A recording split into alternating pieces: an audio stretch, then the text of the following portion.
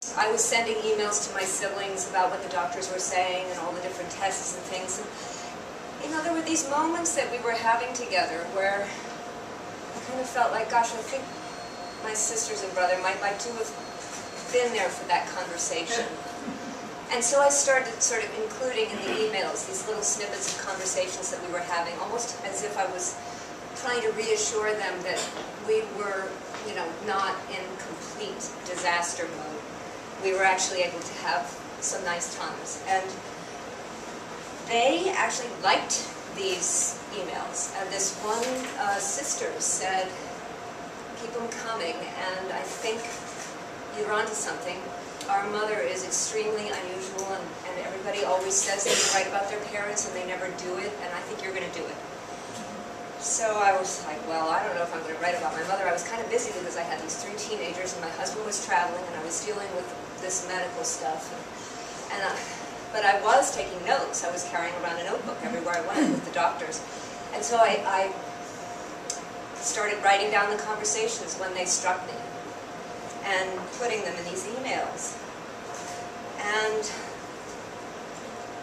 at one point I realized that I really was writing a book, and there's this one chapter that ended up in the actual book that is fully in email form. It is a letter to my siblings. So it's kind of cool that one of them managed to stay. But I knew who I was writing to, and I think that's probably something that you've already been told. But with personal memoir, I think that's an extremely important thing to keep in mind. Once you finally figure out who you're writing to, it almost can happen by itself. I was writing to my sister at first, and to my siblings, and I was sort of setting down a record for the family of a period of time that we were having. It was important.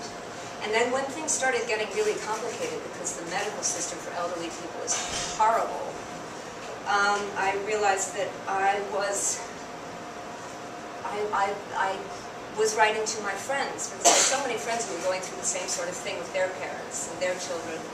And then at the end, what I finally figured out was that I was writing to my mother.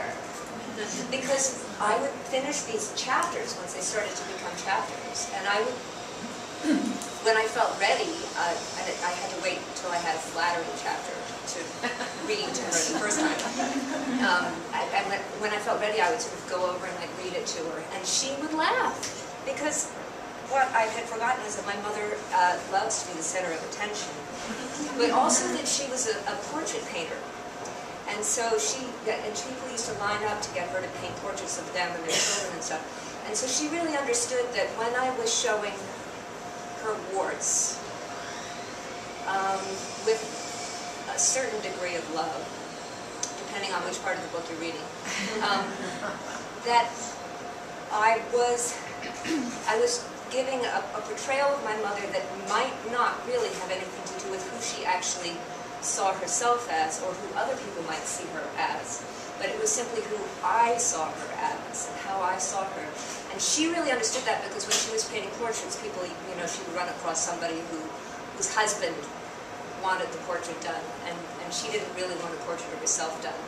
And she'd look at this thing my mother was doing, and she'd say, I don't think my eyes are crossed. Could you uncross my eyes? Or you know, I don't have a unibrow, or I look a little fat in this. And my mother was always sort of trying to get her perspective as an artist looking at a person on the canvas. And it was frustrating and difficult when there was somebody who wanted it to be a flattering, you know, the desk lighting or whatever.